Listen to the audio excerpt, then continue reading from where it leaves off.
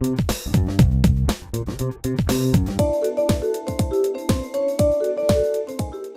rendez-vous Forum Santé, une nouvelle émission. Bonjour Alain Pessabzi, Oui. toujours fidèle au poste. Bonne nuit.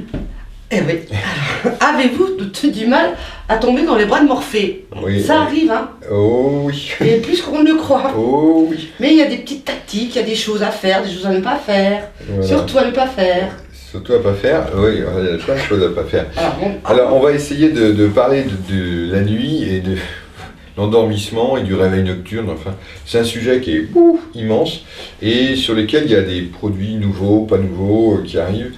Et en gros, comment faire? Le bouquin, le journal avant le sommeil, c'est idéal. Un temps de repos. Idem pour les enfants. Les enfants que vous couchez, ils ne passent pas instantanément du moment où ils sont en train de jouer au moment où on va les coucher.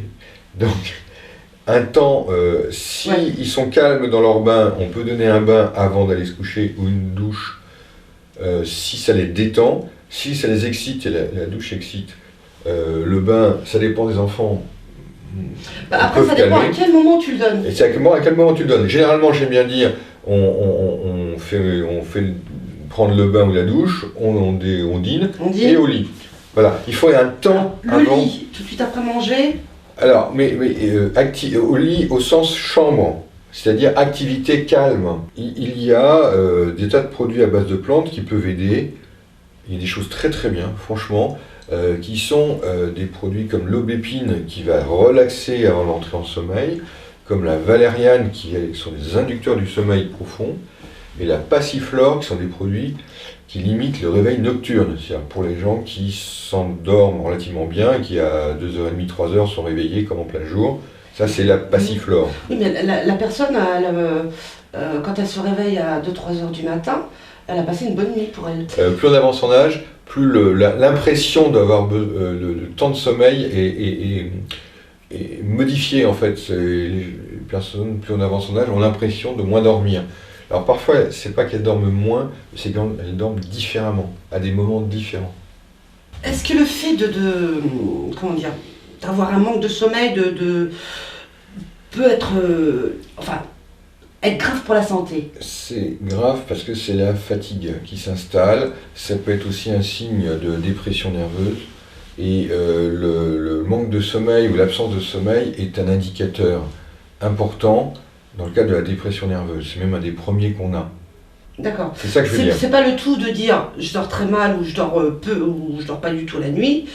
Je vais prendre des somnifères, quoi. Voilà, parce qu'en fait, j'insiste bien, c'est que ce que vous aviez, mettons, moi j'ai personne qui pose la question, moi je dormais très bien avant, puis maintenant que j'ai 60 ans, je dors pas, 50 ans, j'arrive plus, je prends mes somnifères. Ben oui et non, c'est qu'il y a des choses qui évoluent, vous changez. Donc il faut changer aussi de comportement. Si on accepte de faire une sieste l'après-midi, qui va être un temps de repos, qui est un micro-sommeil bien souvent, et cette sieste va être réparatrice, et aussi, donc on se couchera plus tard, on dormira moins dans la nuit, ben voilà, il faut l'accepter. Dans certaines boîtes, ils le font, hein. Mais ça devient à la mode, parce qu'on s'est rendu compte que c'est très certaines important. entreprises, le petit quart d'heure de sieste. Ah ben, je vais vous assurer que ça m'arrive régulièrement quand je suis fatigué. On appelle ça sieste, mais ça peut être aussi un temps de relaxation, sans rentrer vraiment dans le sommeil, mais au moins rentrer dans ce qu'on appelle l'état sophronique, c'est un état de détente, un état de relaxation. Il y a différents rituels avant de se coucher, mais il faut un truc où vous allez vous, petit à petit quitter le quotidien, quitter l'activité et vous mettre au repos.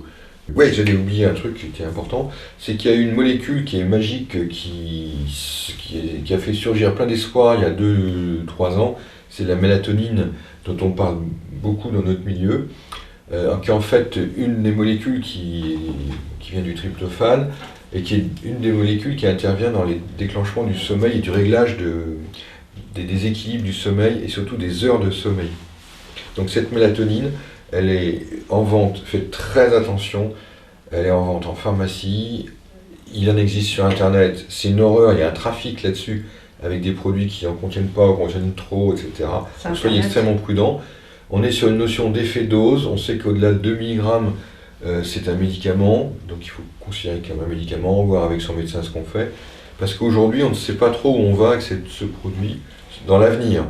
Est-ce que quelqu'un qui va prendre de la mélatonine à des doses élevées pourra encore dormir naturellement dans 2-3 ans, parce qu'il y a tout un phénomène de rétrocontrôle négatif qui sont typiques dans le corps. Quand on met un produit en trop, le corps arrête d'en produire.